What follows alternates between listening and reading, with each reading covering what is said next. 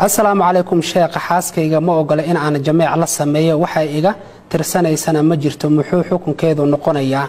mar walba markay dabeecadahaas igula dhaqaaqday anna waan iska daayay ee xukunkeyga muxuu noqonayaa teeda kale hadii aan xaas kala guursado sideen ugu cadaalad fari kala labadooda jazaakallahu khayr alxamdulillah wax isla soo doonta xaasaskiiga gogosha garnay mid waan ka soo hadalayo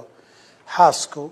inay gogosha diido iyadan cudur daar lahayn dambi weyn oo kabaa'ir oo lacanad lagu mutaway su'aasha hore kaga soo jawaabnay baa ku filan baan u malaynayaa ku noqon maayo marka halkaas aan ku sheegnay xadiisi qayb kamida qaybta labaad xukunkeedu muxuu noqonayaa naashizu noqonayaa xukunkeedu naashizu noqonayaa naashizana waxay noqonaysaa mas'alada dambeed weydiisay saa'ilku weydiiyay xukun ka dhalanaya yeelanaysaa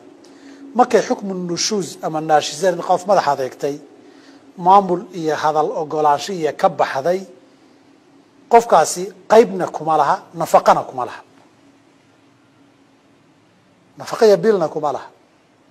qayb iyo habeenna kuma laha saas darteed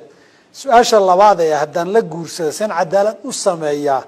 haddaan la guursato qayb kuma laha iyadu diiday ilaa ay ka soo laabato oo tiraahdo raalli ahaw hawshii waan ka noqday waan ogolahay markay tiraahdo